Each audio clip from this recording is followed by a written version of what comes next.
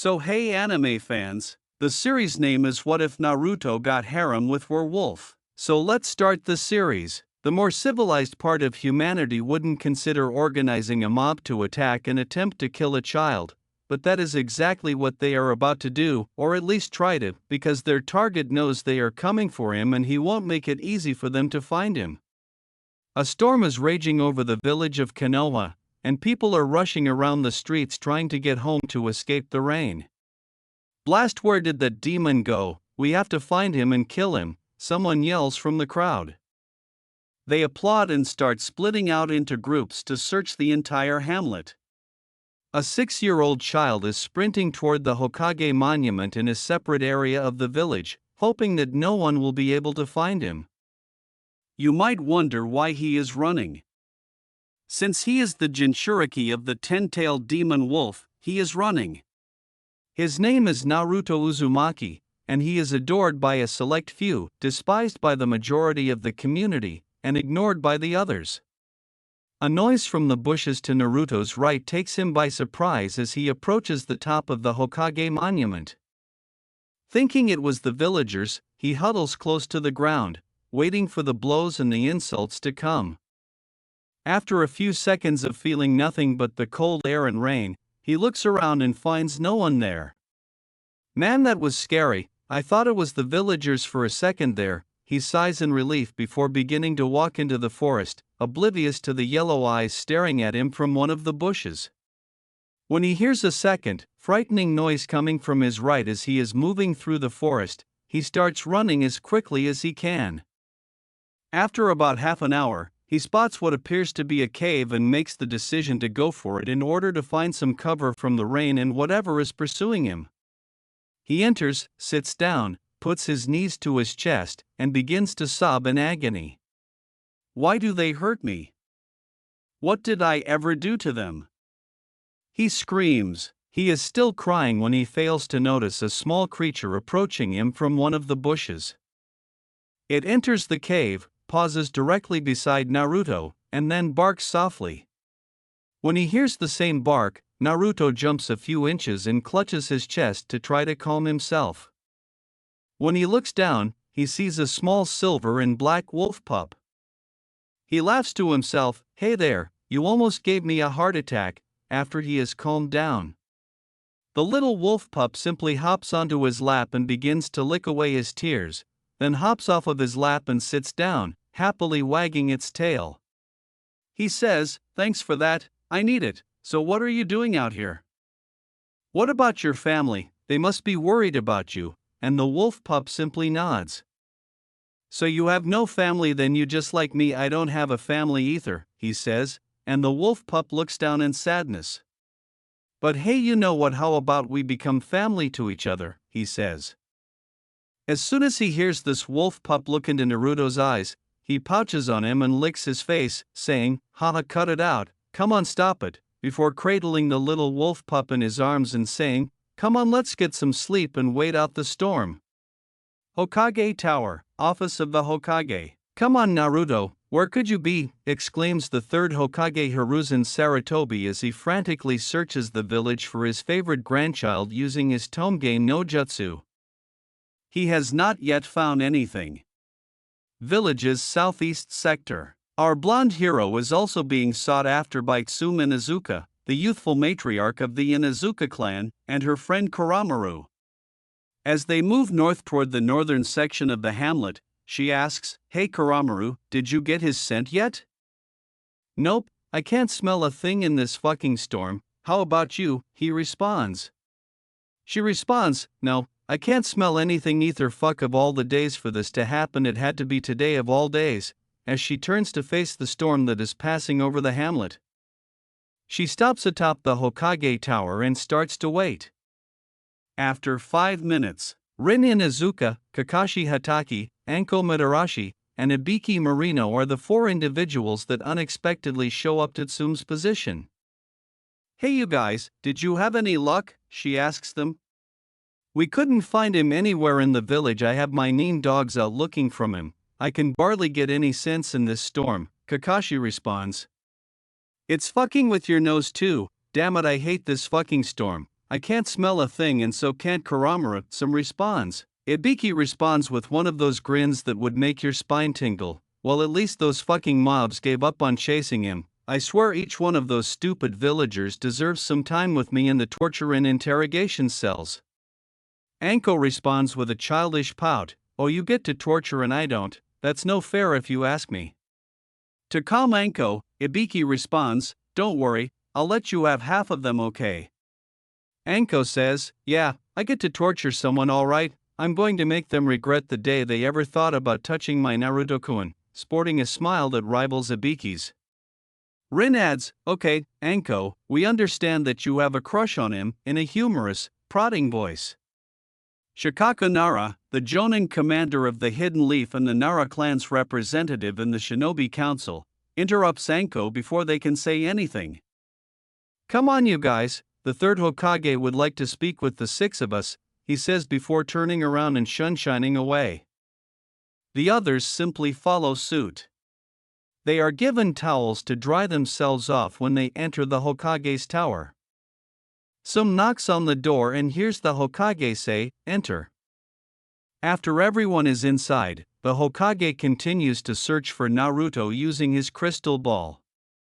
After a few minutes, he sighs and stops. I've searched the entire village and not a trace, and it would seem all of you have had as much luck as I have at finding him. That would be correct, Hokage-sama. We have searched everywhere in the village and have found nothing as well, responds Kakashi. Suma's furious at the villagers for their ignorance as she looks down at the ground. How can anyone believe that a child is a demon for 6 years and not see that they are mistaken? I think that he is not in the village anymore, he must be somewhere in the surrounding area, Shikaku says. I think you're right, Shikaku, we've already combed over the entire village, and have found nothing, that would only leave us with the outside of the village to search, Kakashi responds. Okay, unfortunately we are going to have to resume searching tomorrow. The storm is getting worse by the minute it seems, it's getting dangerous, so as much as I don't like saying this, I believe we should wait till the weather clears up tomorrow. Till then I want all of you to return home, is that understood? The Hokage responds with a heavy heart. When Kuramaru sees this, he simply drops his head and sighs, don't worry, I'll keep an eye on her, and then he too leaves. Most people nod, but Tsum simply leaves. Kakashi calls back your Nin dogs and tells them to continue in the morning, and Rin makes sure he gets home. We will continue the search at 6:30 a.m. sharp, is that understood? Oh, and one more thing, I'll be watching you guys get home, so don't even think about going off and looking for Naruto, he says after receiving nods from the 5 of them. You're dismissed, he says, and they all leave his office. The third Hokage pinches his brow for a few seconds before pulling out his pipe, lights it, takes a deep drag, and then lets off the smoke in a long sigh. The compound of Inuzuka. Since Naruto first vanished, Hana Inuzuka has been waiting for updates on him. She is in her room when she hears the front door open, and she immediately runs out of it and down the stairs.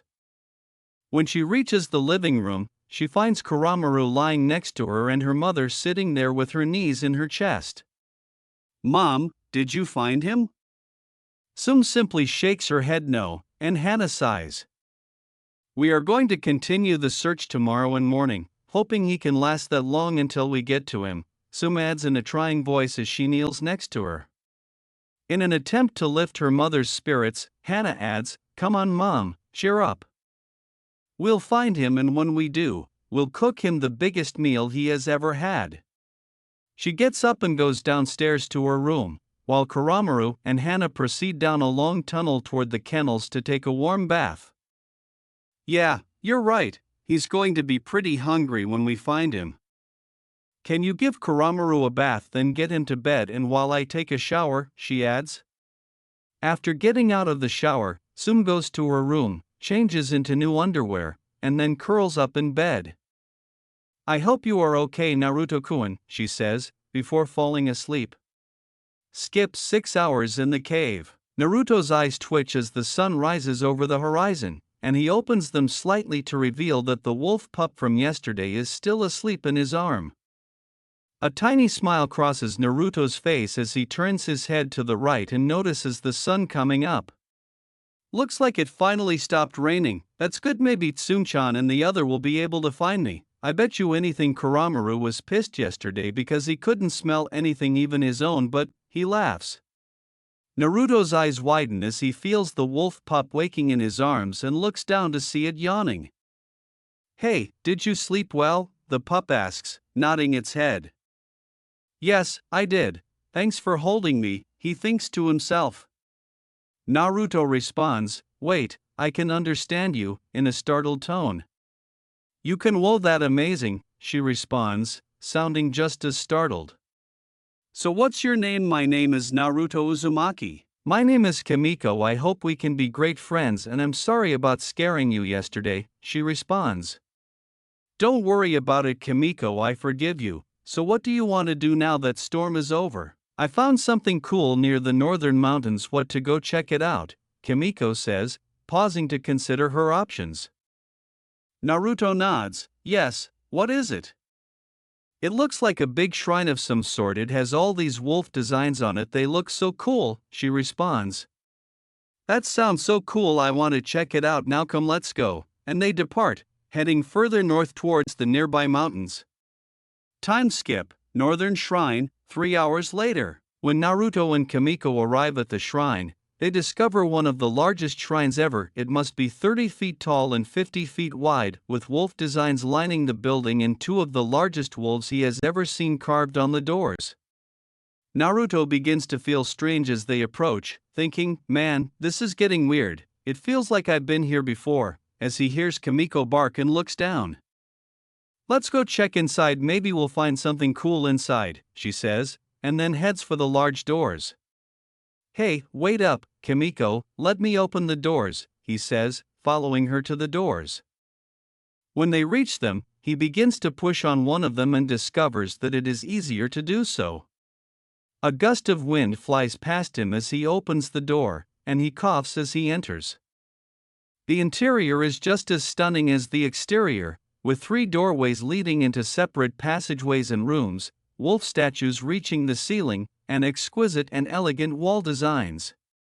As he keeps looking around, he notices Kimiko heading off into the doorways on the right while barking. As he chases after Kimiko, he says, Hey Kimiko, get back here, I don't think it's safe in here. She responds with a bark, Come on Naruto, there might be something good in here. He continues to follow her barks for what seems like an eternity until he sees what appears to be an exit. When he reaches it, he finds a huge room that is decorated similarly to the one he just left, but it is larger and has what appear to be scrolls on a platform. As he approaches it, he notices an engraving on the platform, which he reads after wiping away some of the dust. To you who have ventured into this place, we give you the scroll. Above it is the wolf summoning scroll. The wolf summons are very loyal to whoever manages to gain their respect and trust. You must remember that wolves pride themselves on loyalty, trust, and respect. They will protect their pack mates with their lives if need be. If you wish to become a wolf summoner, then you must gain the respect of the wolf boss. Open your mind and let them see in your soul. So this is a summoning contact. I guess I should sign it then, but wait, how I sign one of these things again? I think Kakashi Nii-chan and Itachi Nii-chan told me once, but I can't really remember what they said. He believes. He then turns to Kimiko, who was sit right next to the platform. Hey Kimiko, do you know how to sign a contract? Kimiko nods. Yes I do Naruto, all you have to do is sign your name and blood inside the scroll, then you will need to perform the hand signs. The amount of chakra you use during the summoning will determine how big the summoning will be. When Naruto says, wow, that's so cool, hey wait, how do you know that Kimiko? Oh, I pick a few bits of information since I've been around this village, but I think you should try this outside. Naruto, we need to summon the wolf boss and seeing how it will be big, Kimiko responds. Oh okay, then let's go try it out then, he says. Rewind to Inuzuka compound 3 hours prior. Some had risen very early in order to go to the Hokage Tower, and she took Kuramaru, Hana, and the 3 Haimaru brothers with her. After 10 minutes, they arrived at the Hokage Tower, checked in at the front desk, and went to the Hokage's office. When they opened the door, they discovered two other people waiting, Itachi Uchiha and Makoto Uchiha.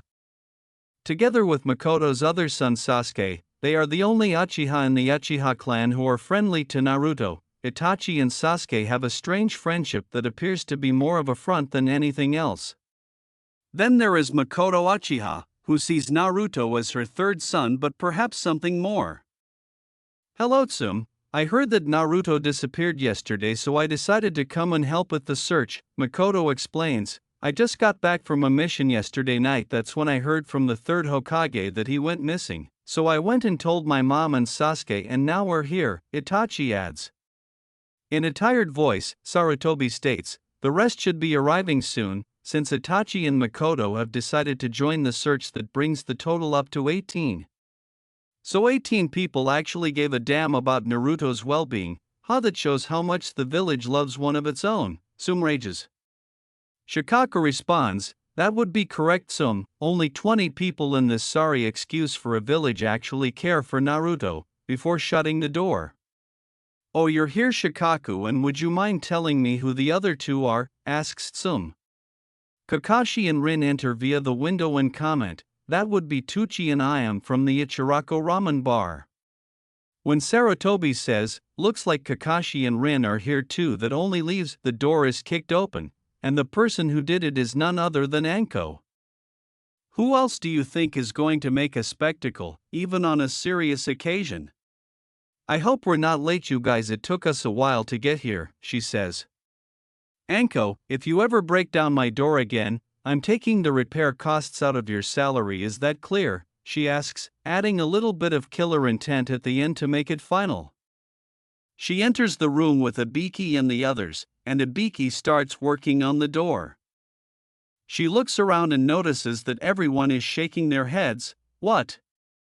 She screams in terror. Sarutobi gestures for Shikaku to take the floor and says, okay, then let's get on with this search mission, Shikaku, if you will.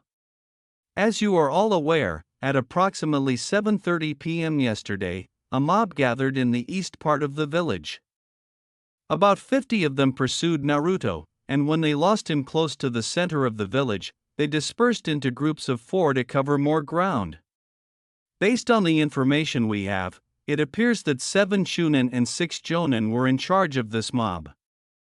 To date, we have apprehended 10 of the 13 ninja involved in this mob. 10 ninja are currently waiting in the torture and interrogation cells, and I think Ibiki feels that they need some one-on-one time with you, Shikaku clarifies. Ibiki, I give you my blessing to do with them what you will. Make them understand what happens when you mess with the people we care about. Just don't kill them, okay? Sarutobi continues. Oh, don't worry, Hokage-sama. I'll make them regret the day they were born, Ibiki says, his smile causing everyone in the hamlet to tremble violently for a few seconds. Hey, why does he get to torture them and I can't? Anko exclaims in a boisterous outburst.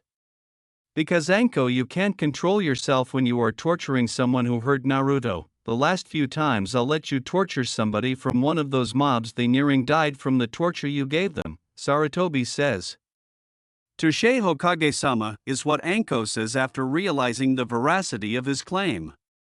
Alright, now let's get back on track. After we searched the entire village yesterday, we found nothing, so Shikaku suggested that maybe he is not in the village anymore. He could in the surrounding area, hiding from the mobs that are after him. He pauses to let it sink in before continuing. Now I want Shikaku to take Irika and some of Kakashi's nin dogs and sweep the southern forests around the village. I want Kakashi to take Rin and her dog and the rest of Kakashi's nin dogs and sweep west of the village. I will be taking Hana, her dogs, Ibiki, and Itachi and sweeping the eastern forests. And now Tsum, I want you to take Kuramaru, Anko, Makoto, Kurenai, and sweep the northern forests. Take these mics with you guys. He starts handing them out to everyone. Once everyone obtained one, alright, dismissed, they send Shunshin to search for our time skip to the present moment outside the shrine in the north. The boss of the wolves is directly in front of Naruto when he finishes writing his name in the scroll.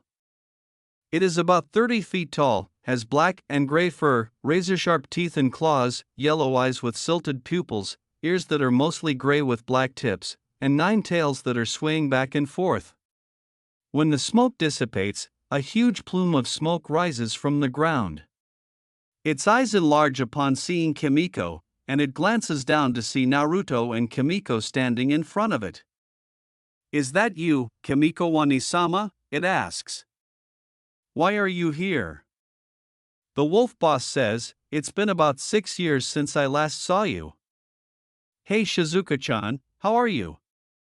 "I see you became the wolf boss since last I saw you," Kimiko responds.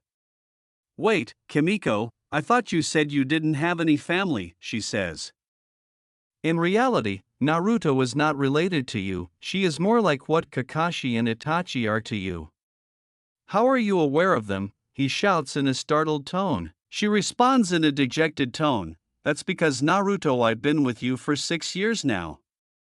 You mentioned that we only met yesterday. What does that mean?" "Looks like I'm going to have to show you, then we will be right back Shizuka-chan," Kimiko says, lowering her head before letting out a sigh. Shizuka simply nods. "This might hurt a little Naruto, I'm sorry," Kimiko says as she leaps onto his shoulder and rubs his head with her tail. Naruto's vision turns black as he crashes on his back. Inside the mindscape of Naruto, when Naruto awakens in a dark sewer, his head is pounding, and he is unsure of his location. He is walking towards something in front of him when he hears what sounds like whimpering. He enters a large room and hears the whimpering coming from behind the enormous bars close to the back of the room. He stops in front of the enormous bars that have the kanji for seal on them, and when he looks inside, he sees a giant gray and black ten-tailed wolf. It repeated, "Please pardon me, Naruto-kun. Why, you did nothing wrong to me," says he. "But I did. I'm the reason the villagers attack you every day and say bad stuff about you," says it. He exclaims in a startled tone, "You're the ten-tailed wolf that attacked the village 6 years ago." It says, "Yes, I am Naruto-kun," and starts to wail once more. "Hey, do you have another form like a human one?" When the wolf is gone, Naruto sees one of the most beautiful women he has ever seen in his life. She is around 5 feet 7 inches tall, has long gray hair with black tips, 2 wolf ears on top of her head, and an hourglass figure with medium to large D-cup breasts. Her eyes are yellow with slit pupils, and she wears the exact same outfit as Kurenai except for the gray trench coat with black flames. For a moment, he is too stunned to move. She looks beautiful, he thinks, but then he gets up and approaches her. "I forgive you, Kimiko-chan," he says as he hugs her tightly. "Why are you forgiving me?" "I am the cause of all your pain because of me, and your entire village hates you," Kimiko asks in disbelief at what Naruto accomplished. "Kimiko-chan, can I ask you something?" he asks. "What is it, Naruto-kun? Did you come to the village 6 years ago on your own accord? Did you come to the Hidden Leaf village with the intent to kill everyone in the village? Please answer me." This question shocks her. "No, Naruto-kun, I didn't come here on my own accord. 6 years ago I was nearing the Mountain of Wolves. It is the place the wolf summons live. Before I made it to the mountain I was attacked by 2 men from your village. I was about to fight back when one of them put me under a genjutsu. I remember the one who put me under his genjutsu had the Sharingan in his right eye. I couldn't tell what the other man looked like though, but I do remember his smell. He smelled like snakes," she clarifies. He continues, "I forgive you, Kimiko. The attack on the village was not your fault, and I don't blame you at all for what happened," as he puts his hand to her cheek. "You're so kind, Naruto-kun. If you keep this up, I might fall in love with you," she says, laughing a little as she wipes away her tears. Naruto merely chuckles to himself. She wonders, what makes Naruto-kun so funny? "I think we left Shizuka outside." When Kimiko exclaims, "Oh crap, I forgot about her," she forces Naruto to stop thinking about him. Outside the mindscape of Naruto, Naruto's head is throbbing when he wakes up, holding Kimiko in his arms in her wolf pup form. He notices Shizuka staring at him as he sits up. "So Gaki, I hear you want to be the new wolf summoner, is that right?" she replies. "Yep, that's right." She responds, "Well, just see if you have what it takes then," as she wags one of her tails at him, touching his forehead and bringing back memories. After viewing the last remnant of his memories, she yells, "Roar, if it's the last thing I do, I'm going to destroy that fucking village. How can you stand living there, Gaki? I would have snapped and killed all of those worthless villagers by now." Whoa, whoa, whoa, slow down there, let's not get ahead of ourselves. Yes, they may be good for nothing villagers, but I have people I want to protect in there, and as long as they fight for that village, I will fight for it too, he says. As she explains, Naruto simply nods and Shizuka vanishes, but not before she leaves the wolf summoning tattoo close to his right wrist. As he looks at it more closely, it appears to be a wolf with 10 tails, with the wolf's head pointing towards his hand. There are intricate lines surrounding his wrist. Okay, but I won't let them off easy next time. Looks you're the new wolf summoner, Gaki. It will be an honor working with you. Oh yeah, make sure to keep the scroll with you. The summoning contract is strictly for your mates and children to use. No one else can use it, okay, she says. Kimiko feels somewhat better after Naruto pardoned her, but she still has the strange feeling that she is forgetting something as she observes him studying his tattoo. After a while, Naruto stops examining his new tattoo and looks down to find Kimiko carefully contemplating something. "Hey Kimiko, is something wrong?" she asks. "Not really, I think, but it feels like I'm forgetting something. I just don't remember what it is," she replies. After some contemplation, Naruto comes up with the idea, "Maybe you forgot about something in the shrine," and Kimiko's eyes enlarge. "Thanks, Naruto-kun, that's it, now I remember. Come with me, there is something I want to give you," she says, scuttling through the forest toward the shrine, Naruto trailing closely behind with the scroll in his arms. Once inside, he sees her run straight ahead of them toward the hallway, and he follows her. A little while later, they find themselves in a room that is exactly the same as the previous one, but with 2 platforms in the middle.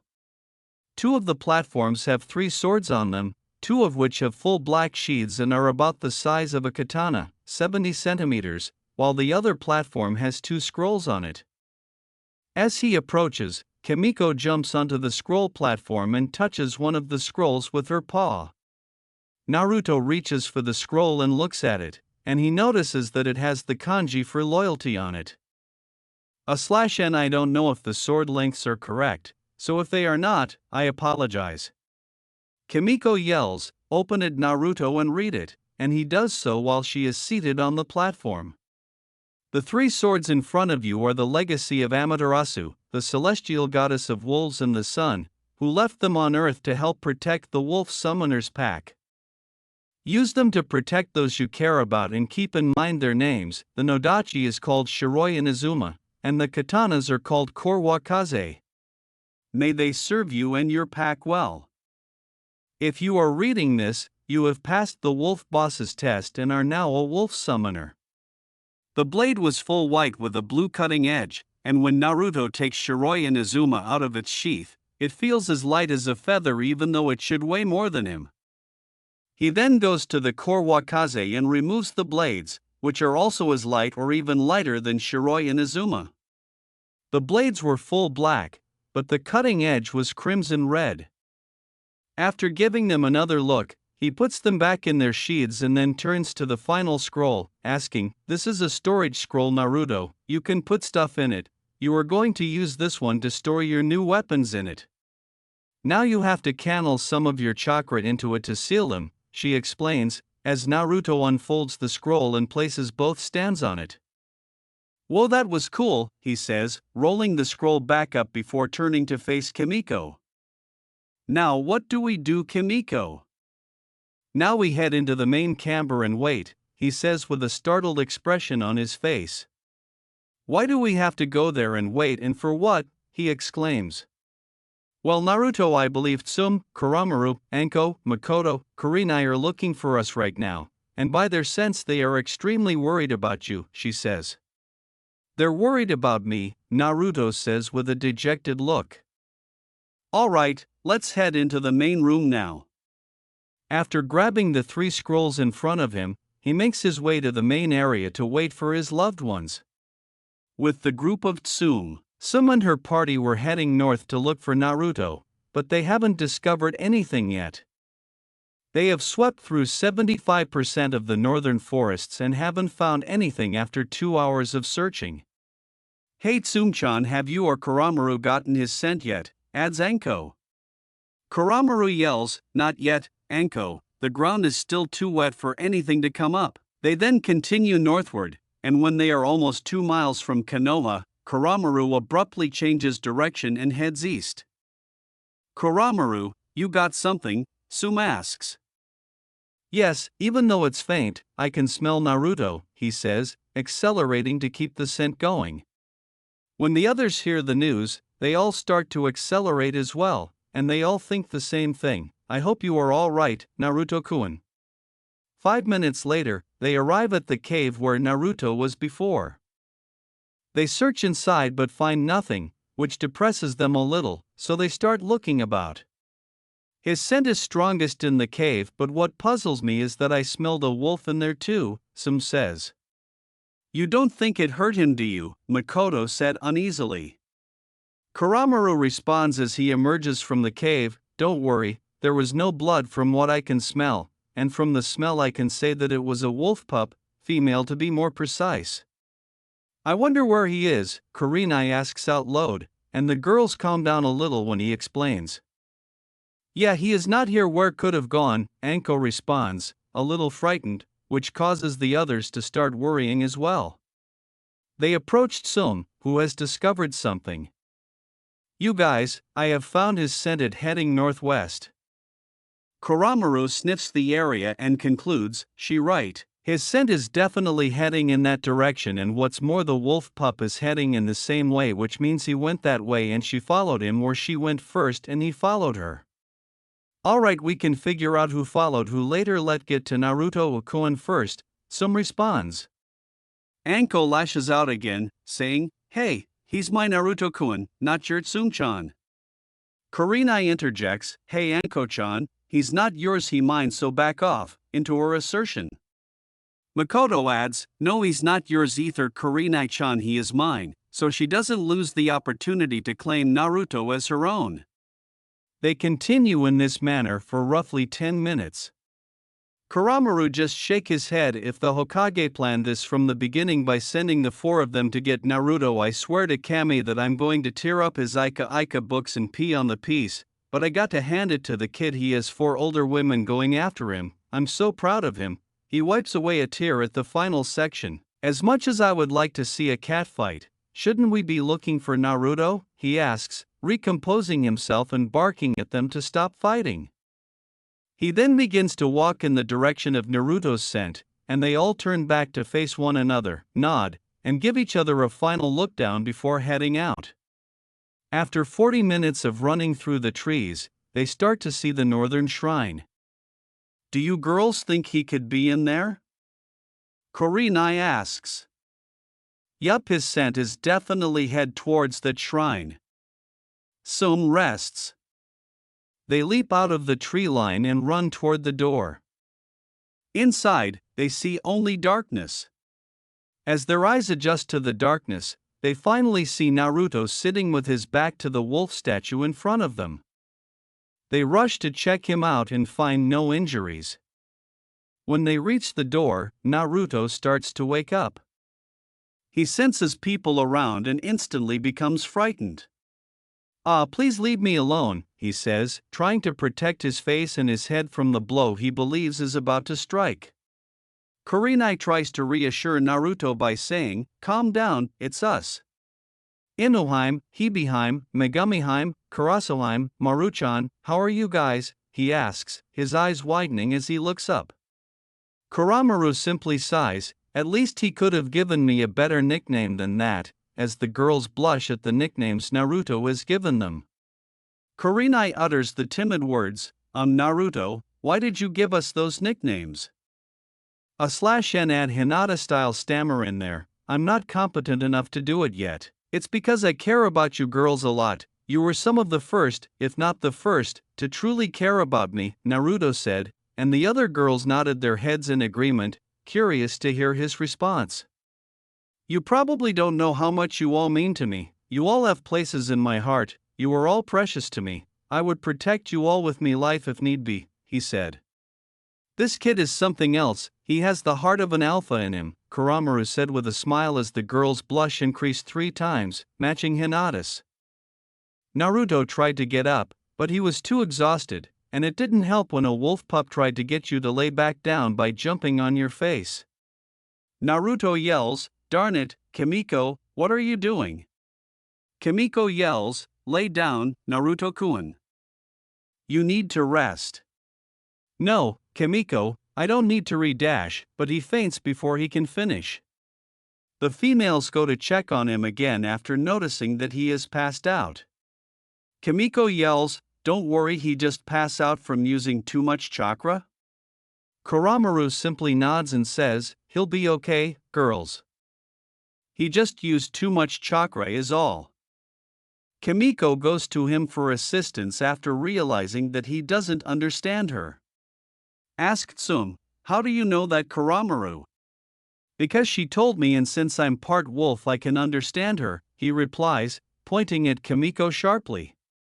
He gives them the information when she asks, "Can you tell them to take the scrolls with them? Naruto will need them later, and tell them to not worry, they are not dangerous?" Anko wonders, what's in the scrolls? The biggest one is the wolf summoning contract which he has signed, and he has become a wolf summoner, she explains, eliciting a kawaii from the girl as she skips off toward the scrolls. The medium-sized one contains his new swords, 3 of them to be exact, and the smallest one has the Kenjutsu style and the attacks of said style, along with other useful pieces of information, Kuramaru translates. They start leaving the northern shrine with Naruto and his scrolls on their way home. "Anko, do you mind radioing in and telling everyone we found him and to meet us at the hospital, and tell the Hokage to get to the hospital so he can induce some cooperation from the staff? They won't want to help Naruto if we get there first," Anko responds. "Sure thing, Tsum-chan," she says. "Come, let's go and get him to the hospital and bring the scrolls as well." Anko responds, "Sure thing, Tsum-chan," and then begins to relay the news and their request. "Anko, do you mind radioing in and telling everyone we found him and to meet us at the hospital, and tell the Hokage to try to get there before us so he can induce some cooperation from the staff? They won't want to help Naruto if we get there first." 3 hours later, in room 10 of Konoha Hospital. "I think I've been here before." "Oh yeah, this is the hospital," Naruto said as he awoke to a white room. He started to look around and noticed that Tsum, Kurenai, Anko, and Makoto were all asleep on the couch, while Kuramaru was dozing off on the floor next to the couch. The Sandaime Hokage and Shikaku Nara were seated in 2 chairs close to the door, whispering to each other so as not to wake anyone. They stand up and approach him after noticing that he has woken up. "Looks like you're awake, Naruto. How are you feeling?" the Sandaime asks. "A little tried but nothing too bad," he states. "That good. Now can you tell me what you have been doing these last few hours?" says the Sandaime. "Okay, but first ask your umbu guards in the corners to leave," he replies. Both men's faces were filled with shock. They knew he had never trained as a ninja before, so how did he know they were there? "Naruto, how did you know they were there?" Shikaku asks. Then they both notice a change in his face, particularly in his eyes, which appear to be piercing their souls. They both get chills down their backs as he calmly asks, "Do you honestly expect me to believe that any Kage, no matter the village, goes any place without umbu escorts present?" They would have sworn that they just heard Minato speak at this moment and not Naruto. "Now are you going to send them or not?" he asks, jolting them out of their reverie with a wave of the Sandaime's hand before the umbu guards leave. They all start to wake up one by one as Naruto gets out of bed and approaches the girls, saying, "Hey Inoheim, Hibiheim, Megamiheim, Karasoheim, wake up, we need to talk." They turn to face the Sandaime and Shikaku, who are staring at them, and they see Naruto getting back into the bed. They jump up and rush over. "Naruto, it's good to see you awake. Are you feeling alright?" Miko asks. "Yeah, You are alright, right, Gaki, Anko adds. I'm fine, just a little tired, he adds in a worried voice. Where's Kimiko? I don't see her here. Don't worry, Naruto, from what Kuramaru told us she went out to get something to eat, replies Tsume. He exclaims, that's good, with relief. When Kurenai asks, so you are feeling alright, right, Naruto? I'm fine, I'm just a little tried, it's nothing some rest can't take of, and it also helps when you have one of the tailed beasts within you, he replies with a sigh. Naruto, how do you know that? The Sandaime asks in a worried tone. I think you should put that silencing jutsu up, old man, he does, flashing through the hand seals and performing the jutsu. Once the room has been soundproofed. You are going to have to teach me that jutsu later, old man, they say. Sure, Naruto, I'll teach it to you later, but right now can you tell me how you know tailed demon inside you and what happened yesterday, they all gasp. Okay, everything I tell must stay between us, okay, he says. They all nod. Good, now on your question about how I know about the tailed demon inside of me, that's simple, I spoke with her. You spoke with it and it is a she, they all inquire simultaneously, their faces filled with shock. Yes, when I met her she was cry, he claims. Anko adds, she was crying, how come? She was crying because she has caused me so much pain, Anko-chan. Some asks, what did you say? I completely forgave her because it was not her fault that she attacked Konoha, he claims. You forgave her, and what do you mean it was not her fault that she attacks us? Makoto inquires.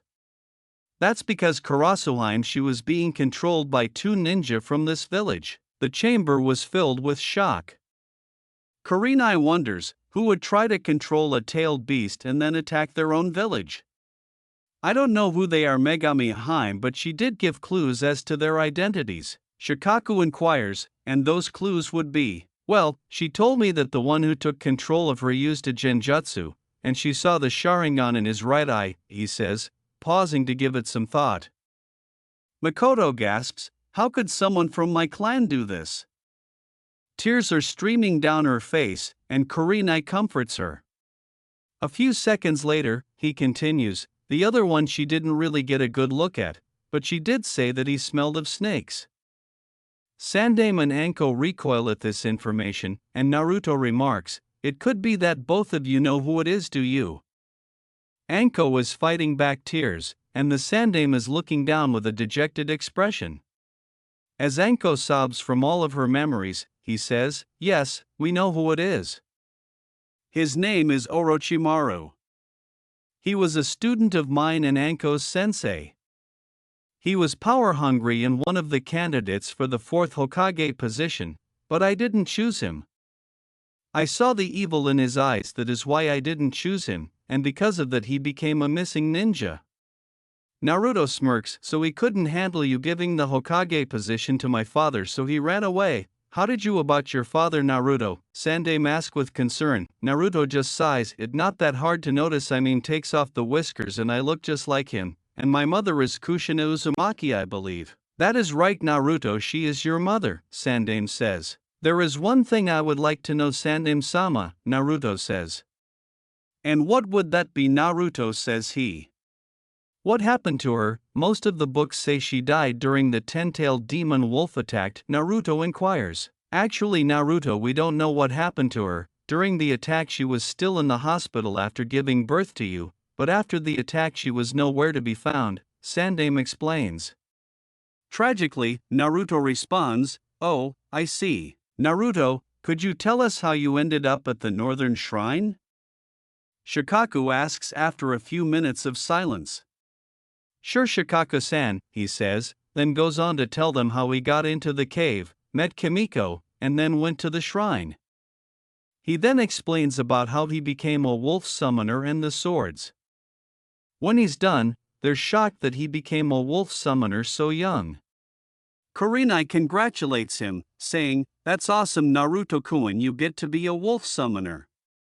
Makoto inquires, can we see your swords, Naruto-kun? Okay, where are the scrolls? Shikaku adds, right here, Naruto, as he approaches a table close to the room's far end.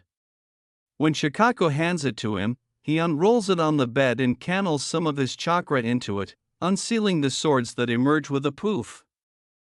Shikaku then unsheathes Shiroi Inazuma and inspects it, while Sandame does the same for Korwakaze. "Okay, bring me the medium-size one," he says as he gets off the bed to make more space. "These are some good swords, Naruto. You are going to have training very hard to use them to their full potential. You can seal them back up now, Naruto," Sandame remarks once everyone has seen them. Naruto reseals them and then rolls the scroll back up. Naruto says, "Sandame-sama, I need a favor from you." He responds, "And what could that favor be, Naruto?" astonished that he used his honorific in title. "I want to live in my parents' old house. I know they must have a house somewhere in the clan section." "And why do you want to live there, Naruto, if I might ask?" he replies. In a chilly tone, he responds, "The apartment you gave me is not the safest place to live." The elderly Hokage is perplexed by this, but Shikaku already understands that it is unsafe. Shikaku interrupts Naruto just as he is about to respond. Naruto glances at him for a moment before nodding and grinning. "Can I answer that for you, Naruto?" he says. "What he means by unsafe, sir, is that everyone knows he lives there. The whole village knows where to find Naruto when they start a mobs. It has little to no security as well." He pauses to let that sink and then continues. "Even if you placed Umbu to watch the place, you know they just watch the mobs attack him. Some of them might even join in, which would bring further danger to Naruto. Plus all the attempts by people to adopt Naruto are being blocked by the civilian council and Danzo, so I believe you have no other choice than to just let him stay at his parents' home, and since he will be in between the Nara and Inuzuka clans, no one will go over there without good reason," he clarifies. "We can even change the borders of both clans so that it completely encircle the house. That way if a mob does from, we can stop them from getting anywhere near the house." And Naruto enters the discussion. "I don't want to do this, but I think that his parents would rather have him safe in their house than in a cheap apartment with no security whatsoever," he says after hearing both of their views. "It seems like I have no choice but to accept," he says. "All right, Naruto, you can live there. If you want, we could go see it right now, seeing as the doctor said once you were awake up you could leave," he states. "Sure, and can we go get me some new clothes because I have to get rid of all my orange clothes? I can't be a ninja wearing orange now, can I? It just screams I'm right here, kill me," he adds as getting out of bed. Sandame chuckles as he approaches the door, saying, "Okay, Naruto, we can make your early birthday present, and I know just place to go." Naruto approaches the door and says, "Hey Inoheim, Hibiheim, Megumiheim, Karasoheim, Maruchan, Shikaku-san, will you be coming with us?" Kurenai responds, "No, Naruto, we'll meet you at your parents' house, okay?" "Okay, I see you later." A 10-minute drive to the shopping district. "I wonder what store are we going to?" "Most of the stores here hate me," Naruto is thinking as they stroll through the shopping center. He stops when the Hokage says, "Naruto," I said, "are you listening to me?" "Oh, sorry, old man, I was just thinking about something." "What did you say?" "I said what you are thinking about," he continues. Naruto responds with a hint of concern, "Oh, I was thinking that most of these stores hate me, so how can there be a store here that will treat me normally?"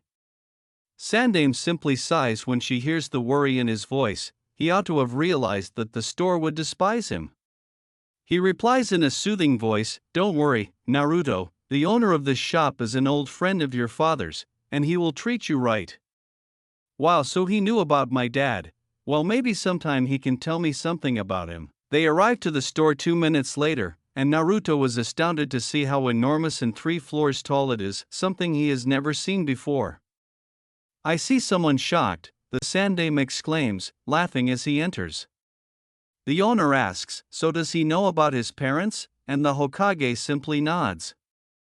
"How did he find out?" he asks. "He figured it out. All you have to do is remove the whiskers and he looks just like him." The owner simply smiles sadly, "Yeah, but the people don't want to remove those whiskers. They don't want to believe the truth that's standing right in front of them," Naruto says as he enters, still in awe. "Hey Naruto, come here and meet Minoru, he is your father's friend and owner of this store," says the Hokage. "Hello sir, it's nice to meet someone who knew my father, I hope we can become friends," says Naruto. "It's nice to meet you too, and I hear you were looking for some new clothes, so do you have anything in mind?" responds the Minoru. After some reflection, he realizes just what he needs. "Can I have a pair of black pants, a pair of long-sleeve black shirts, and some black steel-tip combat boots? Oh, and do you have a Jonin-style flak jacket in black, and do you have any trench coats and some fingerless gloves in black too? You've been thinking about quite a bit, haven't you, Naruto? Well, you're in luck because I have just what you're looking for in the back. You can find the boots, flak jacket, and gloves near the front, and I think you should get a weapons holster while you're at it. Oh, what color do you want your trench coat to be?" As he dashes to the front of the store, he exclaims, "Please make it gray with black flames on the bottom." Minoru adds, coming right up Naruto, as he enters the rear to retrieve the remainder of Naruto's order. When Naruto returns with the boots, glove, flak jacket, and weapons holster, Minoru returns with his command, "How about you go put it on, Naruto? The changing room is right there," pointing to the door on his left that reads changing room. Naruto gathers his belongings and goes inside to put it on. "Wow, I look like a ninja now," he says to himself in the mirror after finishing. "But all I'm missing are my swords and my headband. Oh, and I can't forget about Kamiko," he says to himself one last time before leaving. He looks just like Minato. It's scary, Sandaime and Minoru think. The first to say, "Wow, Naruto looks exactly like your dad. I can't believe it. I can't wait to see the expressions on the faces of the villagers when you pass them," is Minoru. The Sandaime smiles and adds, "He's right, Naruto. You look like a real ninja now. All you need is a leaf headband." Naruto jokes, "Thanks you guys, you make me blush." "There is something special about your coat, Naruto," Minoru remarks as the two older guys start to giggle. With excitement, he asks, "And what is that?" "It has a readjustment seal place on the inside of it, so whenever you feel it getting a little small or big, all you need to do is place chakra on the seal and it will shrink or expand to the right size." "Thank you so much, Minoru," Naruto exclaims joyfully. Naruto looks at the box for a moment before turning to face Minoru for an explanation after he excuses himself to walk to the back for a moment. "This box has 5 sets of what you are wearing plus sealing scrolls, 3 sets of kunai and shuriken, 10 exploding tags, and other things, and it's all free. I'm giving you all this gear because I have failed you, Naruto. I should have helped you since you first started being mistreated by the village, but I did nothing and let it happen, and for that I'm sorry, Naruto," he says, bowing, adding that it would be an understatement to say that Naruto was shocked. The Sandaime Hokage also bows, saying, "Me too, Naruto. I have allowed countless things to happen to you, things I should have prevented, and I also wish to say sorry." As he says, "I forgive you both. While I'm not happy that it took you this long to realize it, I am happy that you have, and that means enough." Naruto's mask disappears. "Thank you, Naruto," they both say as the mask returns to Naruto's face. "No problem," they add as they gaze into his eyes and realize the suffering the villagers have caused him. Minoru yells, "Naruto, I'm going to give a discount on anything you buy from here now on, okay?" As Naruto picks up the box and he and the Hokage start to depart. As they leave, he responds, "Thanks, Minoru. You have no idea how much that means to me." Ahead of the Namikaze residence, Sum, Kurenai, Anko, Makoto, Shikaku, and Kuramaru are all waiting for Naruto and the Sandaime Hokage to arrive and open the door. If it weren't for the blood seal on the house's front gate, they would have already entered. Anko yells, "Damn it, they are so slow, where are they?" Kurenai reassures her, "Calm down, Anko. I'm sure they're coming right now. I wonder what Naruto-kun will look when he comes. Hopefully he is not wearing any orange," Makoto responds. "Yeah, that would suck if he did wear orange, I would burn it immediately," Sum responds. Shikaku and Kuramaru are thinking the same thing while the females are discussing Naruto, lucky dog. When they hear a bark, they are drawn out of their chat. As they follow the sound, they see Kimiko emerge from the bushes, skip toward them, pause, and scan the area. They are shocked when she asks, "Where is Naruto-kun at and why is he not here with you?" because they didn't realize she could speak human. Anko wonders, "How did you learn the human language? We thought you couldn't, that's why you had to have Kuramaru translate for," as the others nod. She lies, "I didn't know either till just now," in the hopes that the inquiries will end. Sum says, "Naruto went to get some new clothes, he will be living here from now on," and they all nod before he begins. Sum asks, "Oh, okay, I'll dash." She pauses and begins to sniff the air. "What is it, Kimiko?" Kimiko joyfully leaps around and declares, "I can smell Naruto-kun, he's getting closer, I think 5 minutes away." With Sandaime and Naruto, since they left Minoru's house, Naruto has noticed that people are staring at him strangely. "Hey, old man, people are looking at me differently," Naruto said. "Usually they just glare at me, but now there is something different about it. It might be because you look like the fourth more now, they might start seeing the connection between you two," he said. Naruto simply shrugs, not caring what they think of him. They enter an unutilized lane that goes to the Namake's residence as they approach the clan portion. As they continue walking, the path begins to open up a bit. As they come out of the tree line, he sees a huge house that is 2 stories tall and, he can't remember how many feet wide, surrounded by a large wall. A lake is located a few hundred feet away from the house, and the gate has a spiral in the middle. At that point, he notices that everyone is waiting for him, including Kimiko, who is sniffing around before running toward him. Naruto puts the box next to him when he sees Kimiko approaching him. As soon as he does so, a tiny black and gray blur tackles him, and Kimiko begins to lick his face joyfully while Naruto laughs. The girls are all thinking the same thing, "I wish I could do that." Naruto gets up and brushes himself off as they approach him. "Holy carp, he looks like Yandere-sama," they all think. He asks, "So, how do I look to you guys?" "Naruto-kun, you look amazing," Anko remarks, blushing. Makoto flushes as she adds, "Yeah, Naruto-kun, you look like a ninja now." Sum, Kurenai, and Anko nod, their faces still flushed. Shikaku and Kuramaru both believe lucky dog, just like they did the last time. "With them you guys, can we go inside?" Naruto says. "Sure Naruto, all you have to do is put so of you blood on that spiral on the gate," says Sandaime. As Naruto approaches the gate, he bites his thumb and presses it in the center of the spiral. Nothing happens, but then a faint blue light moves from where his thumb is and moves to the end of the spiral. At that point, the gate opens, and Naruto enters first, followed by everyone else. Some of them have been inside before, but others haven't. As they approach the front door, Sandaime Hokage instructs Naruto to open it by turning the handle. They entered the house and found themselves in a hallway with multiple doors leading to the other rooms. The stairway leading to the second floor was at the end of the hallway. To their right was a door leading to a small bathroom, and to their left was the door to the living room, which they chose to enter.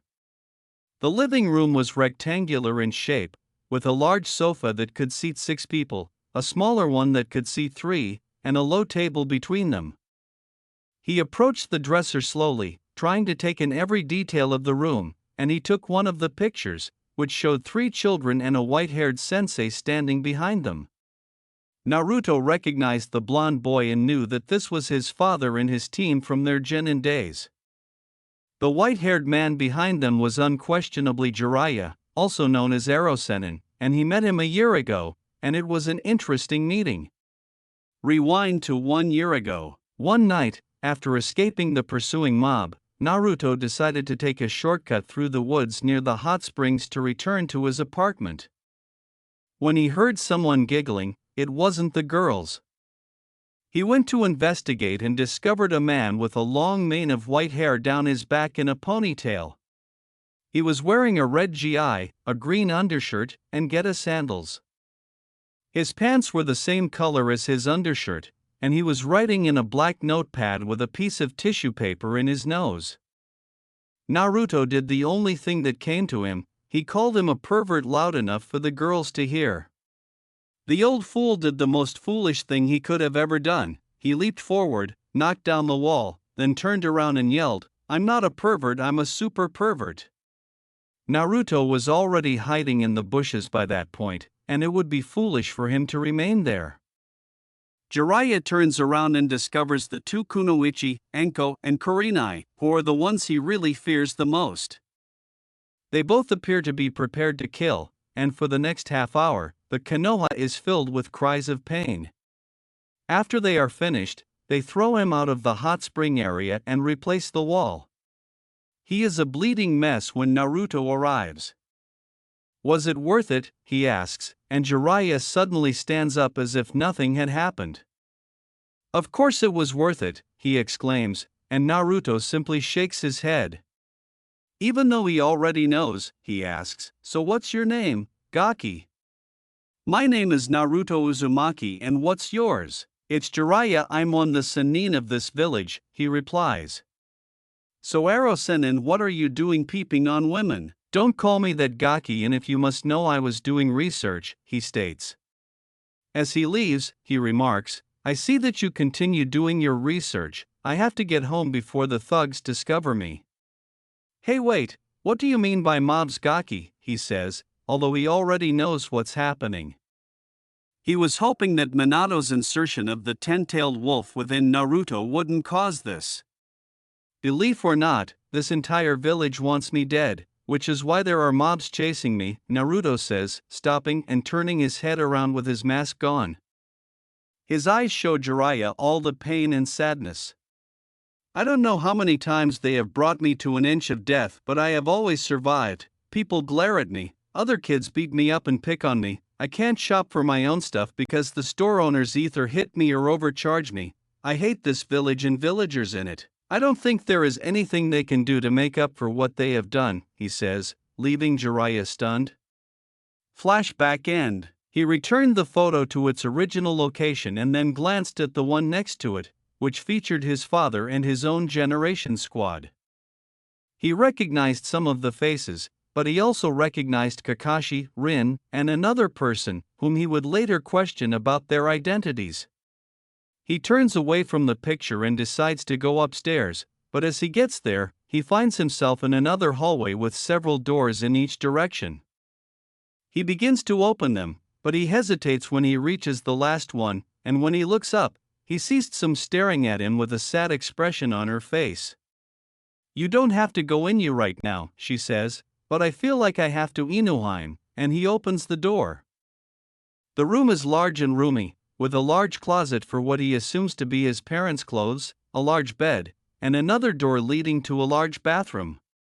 He walks over to the bed and lies down, covering his eyes with one arm, and he simply sighs. Tsum approaches the bed and sits down directly next to Naruto, facing him. "Are you okay, Naruto-kun?" he asks, nodding.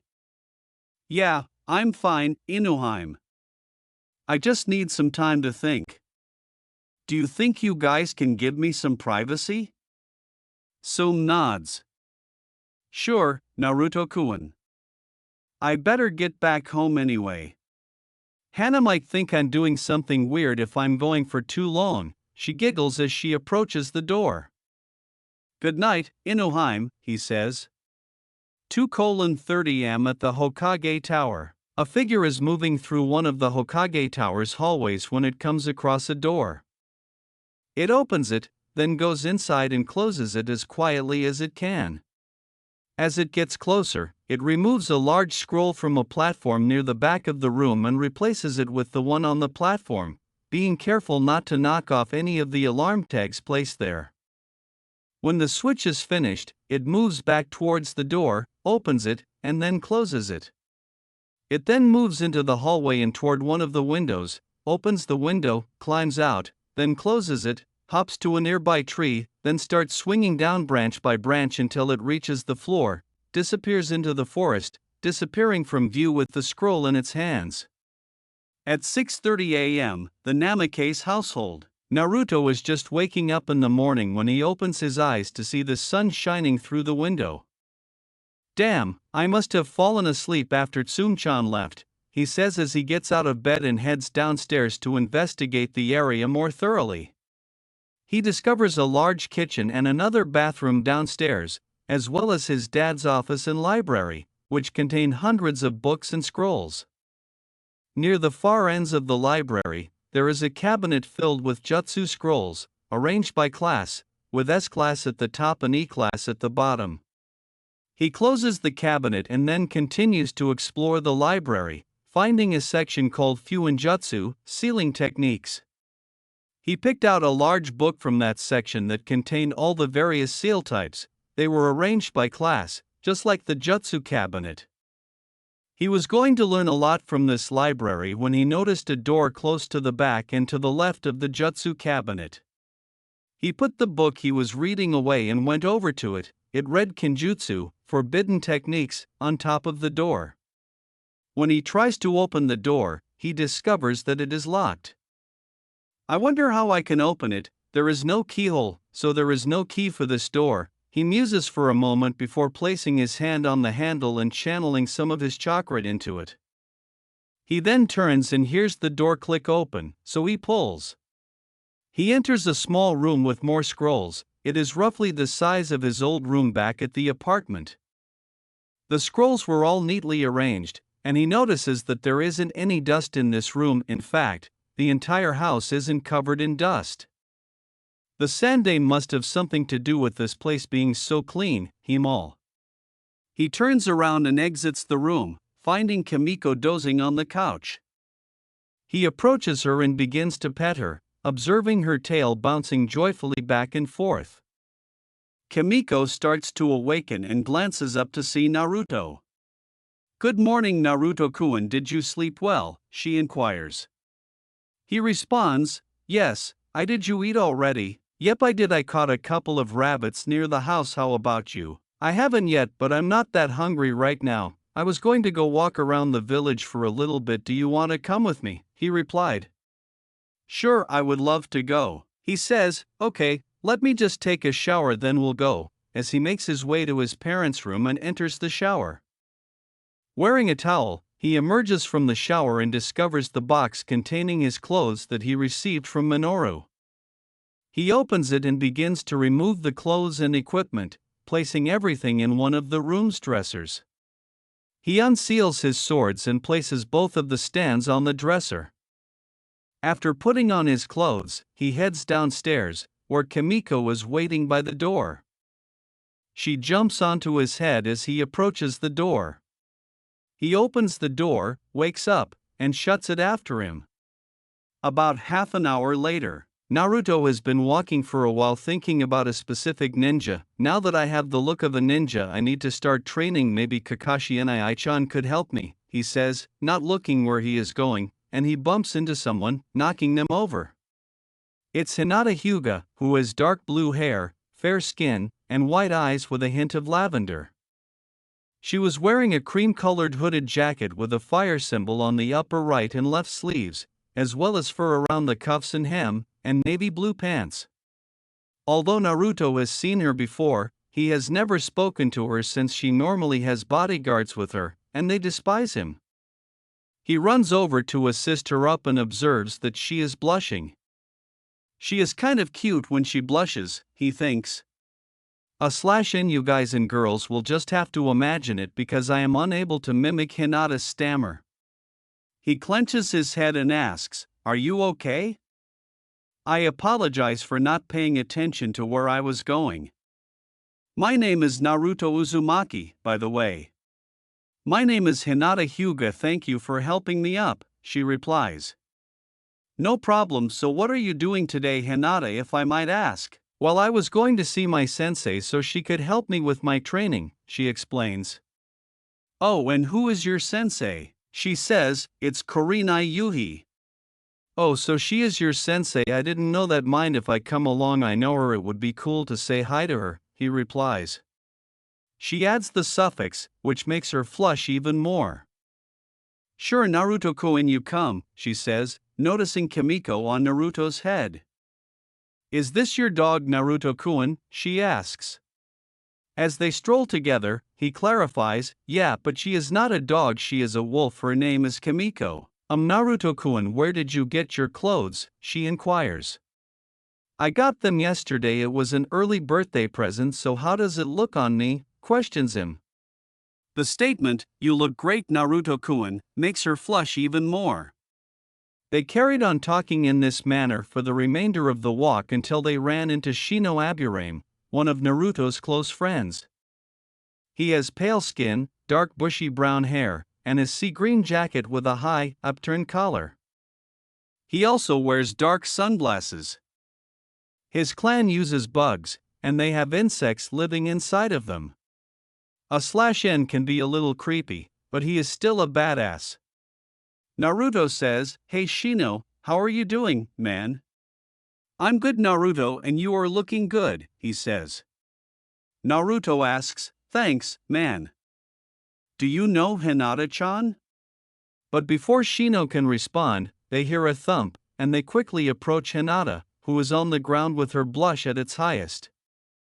Hinata, are you okay? Wake up, Naruto asks in an anxious tone. In an attempt to soothe Naruto, Shino adds, I believe she fainted, but she will wake up in a moment. After a few minutes, Hinata regains consciousness while they assist her in standing up. Naruto asks, Hinata-chan, are you okay? As he continues to add the additional suffix to her name, she blushes and adds, yes, Naruto-kun, I think you should hurry up, I don't want to be late. Okay, hey Shino, if you don't have anything to do, you want to come along, he says. As they begin to walk, he responds, sure, why not? Practice Area 8. Kurenai, who usually arrives early, has been waiting for Hinata for 5 minutes. I wonder where she is, she should have been here by now, she says.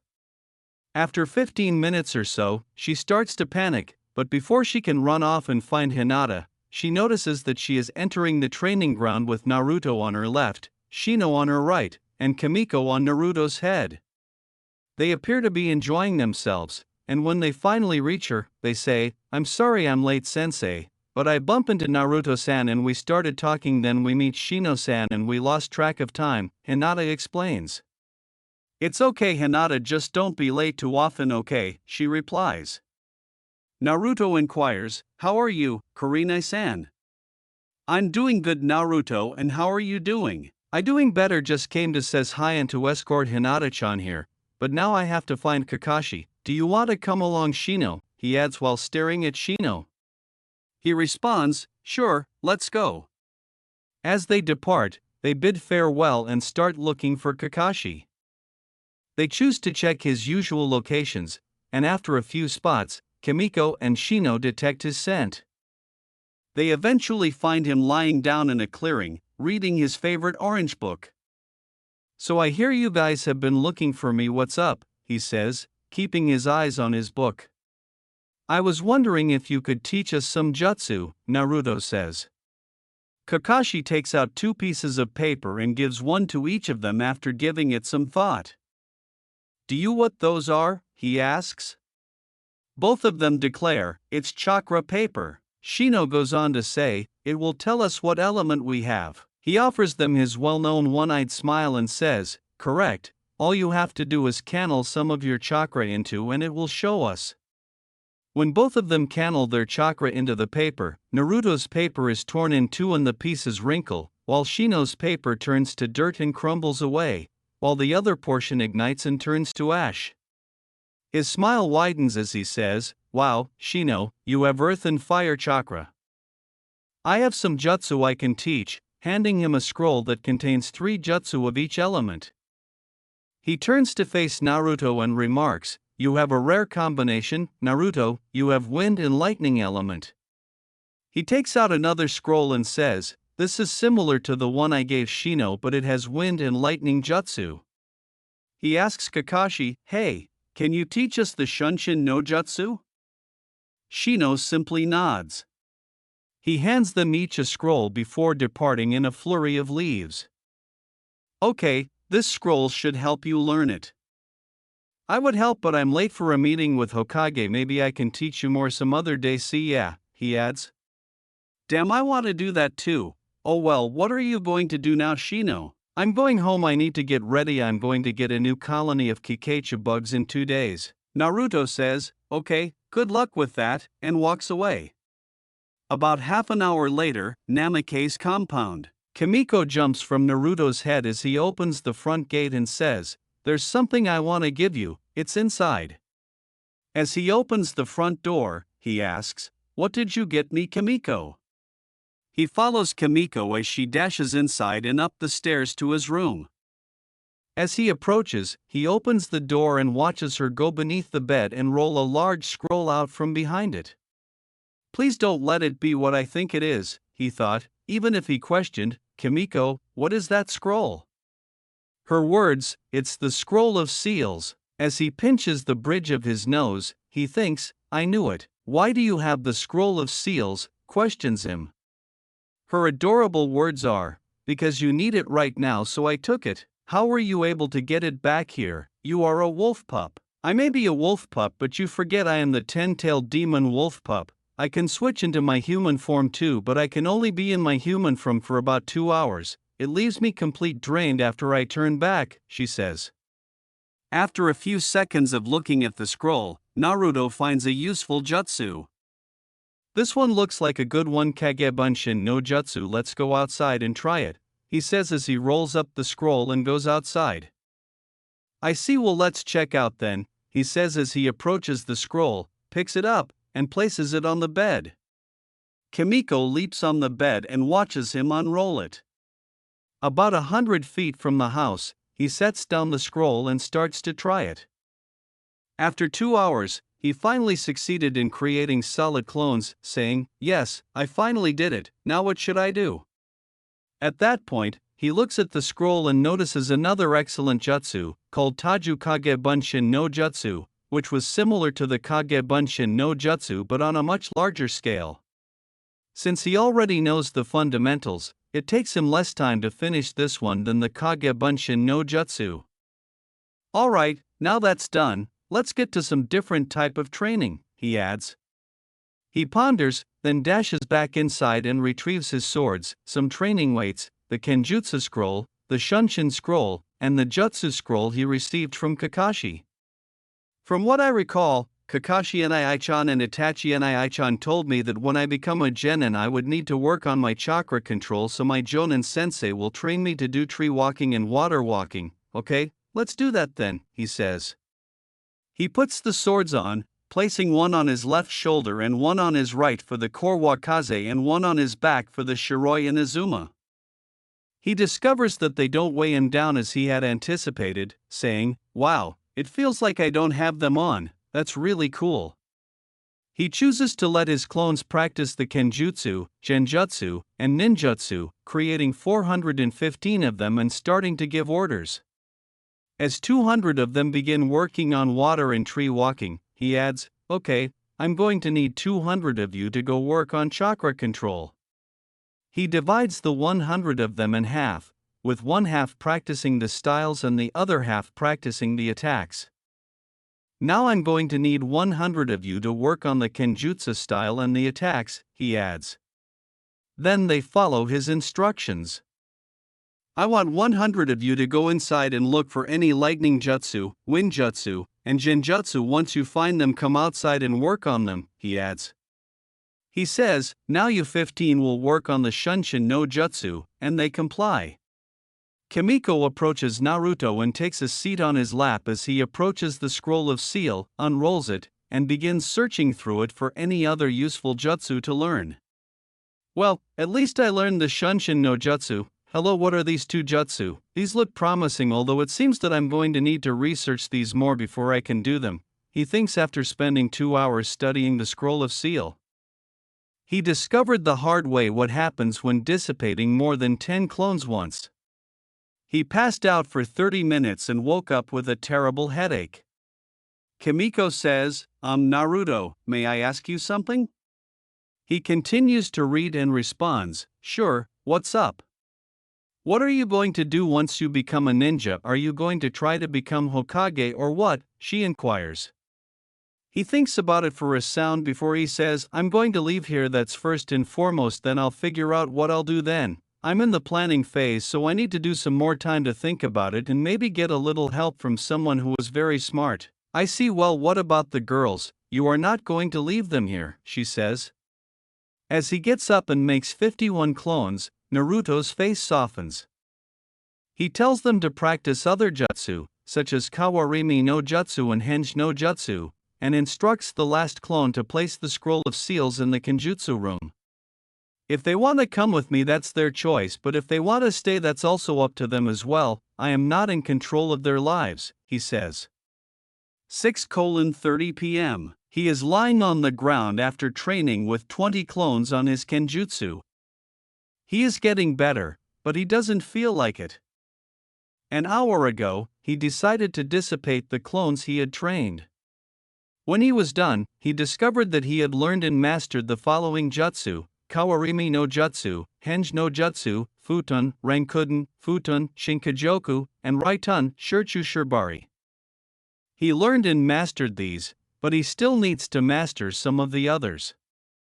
He gets up and enters the house, looking through the box Minoru gives him, and finds a note and several small pills. To Naruto, if your energy and chakra are low, these food pills will help you quickly get back on your feet. From Minoru, Naruto simply smiles and takes a sip. 2 seconds later, he feels nearly fully recovered. He returns outside to find Kimiko waiting by the lake, approaches her, and holds her in his arm before saying, "Let's go to Inohame's place." Kimiko nods, "Okay, let's go," and they depart using Naruto's version of Shunshin. Black lightning envelopes their bodies before shooting upward, showering them with black sparks. In Azuka compound, Sum was returning home from a mission to capture an A-rank missing nin, and everything went well. She found him about a mile into the land of wind, and she was able to ambush him and take him out before he even realized what had happened. She sealed his body and brought it back to Konoha to collect the bounty on him. As she approaches her door, she sees black lightning rise from the ground and explode in a shower of black sparks. She and Kuramaru are in defensive positions, thinking it will be an attack, but a moment later, they see Naruto standing there. "What's up, Inohime, Maruchan, how are you guys today?" He realizes they are prepared to attack. "Hey, it's just me, Naruto. I was trying out my variation of Shunshin. I'm sorry I startle you," she says, and after hearing his words, they relax. "So when did you learn that jutsu?" she asks, walking towards the door and opening it. As they enter, he says, "Let's go inside and get some tea first, then I'll tell you." After 30 minutes, Naruto has finished telling them about his training and his day. He omits the part about the scroll of seals and simply states that the jutsu he learned were either from his father's jutsu library or Kakashi. When he finished, they were both in awe of Naruto's ability to learn so many jutsu in a single day and to be able to make a variation for one of them. "Wow, Naruto-kun, that's amazing. How long you think it will be before you finish those jutsu?" Some replies or inquires. After giving it some thought, he answers calmly, "If I train the way I have so far, I should be able to master them in less than a month. Plus, let's not forget that I have more jutsu waiting when I do finish them." Kuramaru remarks, "You are one amazing kid, Naruto," and Sum nods in agreement. "Thanks, you guys. So how was your day?" asks him. After they finish their mission, Naruto just listens and occasionally comments on things. When it gets dark, he decides it's time to leave. "Okay, Inohime, Maruchan, thanks for the tea. I'll see you tomorrow," he says, waving before opening his arms. "Come, Kimiko, let's go home," he says, as Kimiko runs and jumps into his arms before turning to face them. "Bye, you guys, I'll see you later," she says, waving one of her paws. 2 seconds later, they are engulfed in black lightning, and it shoots upwards, leaving a shower of black sparks. 9:30 Naruto's room inside the Namake's compound. When Naruto began making plans for tomorrow, he had just finished dinner and was getting ready for bed. He decided to do some early morning training, perhaps run around the village a few times, practice more jutsu, and then visit Sasuke to check on him and perhaps even show off his new appearance. He unlocks the door, enters, and climbs into bed. Kimiko leaps into the bed and then curls into a ball on Naruto's chest. He begins to pet her, which causes her to joyfully wag her tail. He asks, "You know what, Kimiko?" She asks, "What is it, Naruto-kun?" as she stares up at him. "I'm glad I meet you. I'm glad I meet you too, Naruto-kun," she replies. "Let's go to sleep. I want to get up really early to start training," she says. "Okay, good night, Naruto-kun." He utters the words "good night, Okami Haim" before dozing out. She takes a few minutes to gather herself before falling asleep herself, and if it weren't for her fur, you would have seen her blush.